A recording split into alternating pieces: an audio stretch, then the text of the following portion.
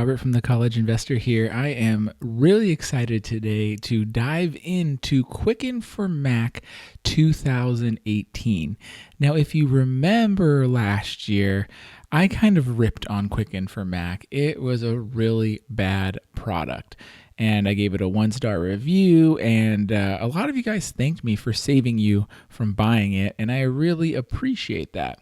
And so I don't know if you guys knew this, and I shared it with a few of our readers, but the CEO of Quicken reached out to me after that terrible review last year, and he said, I promise to make it better. We're working hard on it, and you should really see some awesome results next year. And so I was really excited to see Quicken for Mac 2018 go live, and here we are. And I want to give them props. It is much better this year than it was last year. And it's actually something that I would buy.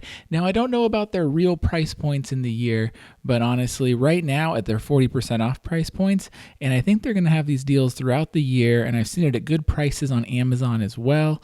I recommend it at its current pricing.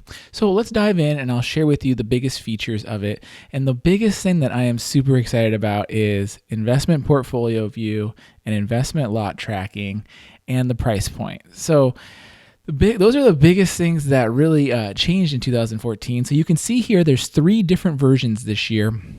There's a starter version for Mac, there's a deluxe version for Mac, and there's a premier version for Mac.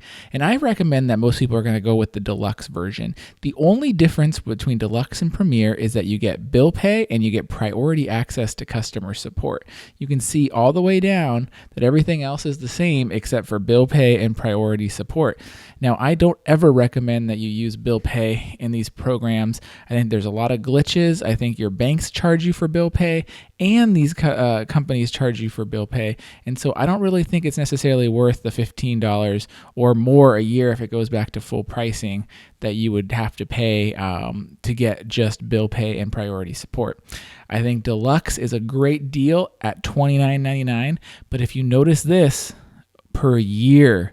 So Quicken did change their model to a software as a service model where you do have to pay an annual license fee for it. And that's why price does matter. At $50 a year here, you're going to start paying $100 for 2 years. And I would say most of us that use Quicken religiously, we would upgrade every 2 to 3 years. So I don't think it's unreasonable that they have a software as a service model because most people were upgrading anyways.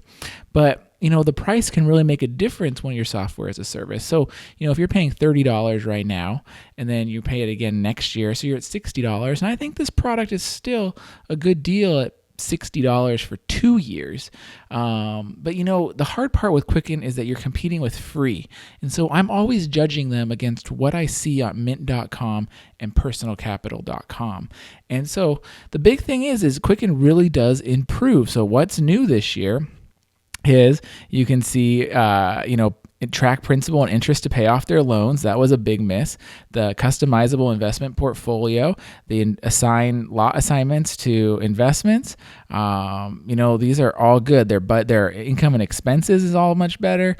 So they really made some big improvements. So let me show you exactly what they improved on. So let's pull up what Quicken looks like. So here we are. Here is the homepage of Quicken for Mac 2018.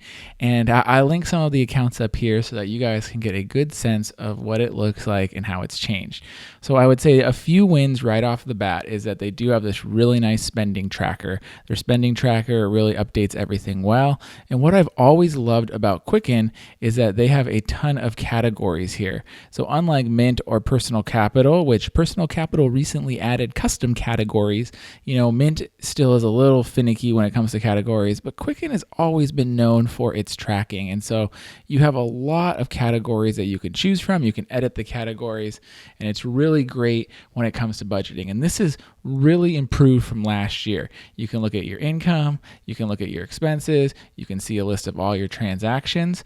The only problem I've always found is that, it's hard to get back to. You have to remember it's these buttons right here are your navigation now, and then you can view your spending by category right there on the home screen. I haven't figured out quite where to find it in some of these reports. You can get an account summary. I think it's category spending. Nope, that's not quite it. Spending over time, maybe that's it. Yeah, that's it. There you go. And you can kind of see those categories, which I always love this tool when I was using the regular Quicken as well. Of course, you can create your budgets and everything. So much improved. The other area that is significantly improved this year is the investing page. And it is much, much, much, much better. So I imported a few of my accounts right here. And it did a really good job. You can see the price, the shares, the cost basis, the market value, the gain and loss. The only hard part is it didn't import all the cost basis automatically for you. So I don't know quite what it does to get the cost basis, because all of these are reported at Fidelity, but for some reason, it's putting 0 value in for the cost basis for some stuff, which is weird that it didn't import all the data. But that's not a big deal, because I can go in and I can add these cost basis pretty easily in this.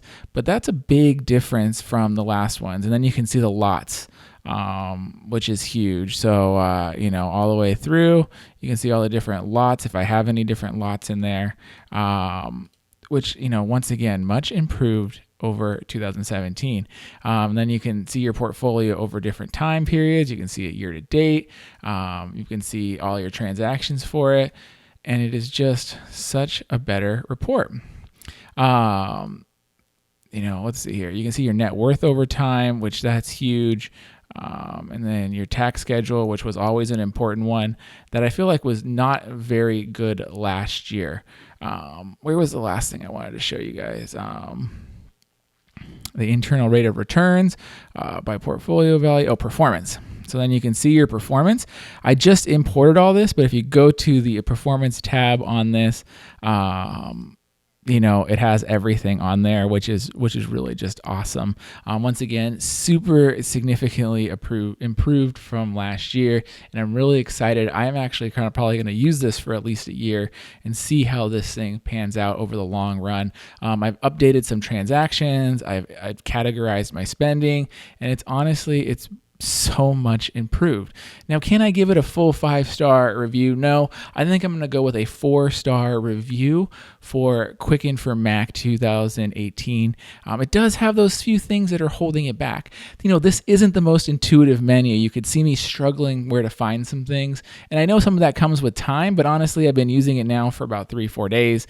I should be able to know where things are. I still don't know where things are.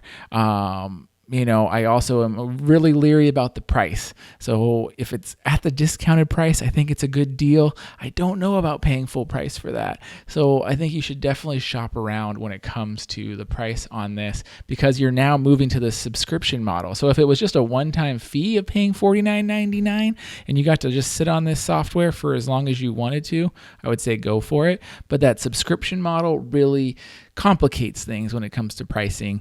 And so I think you just need to be careful with that.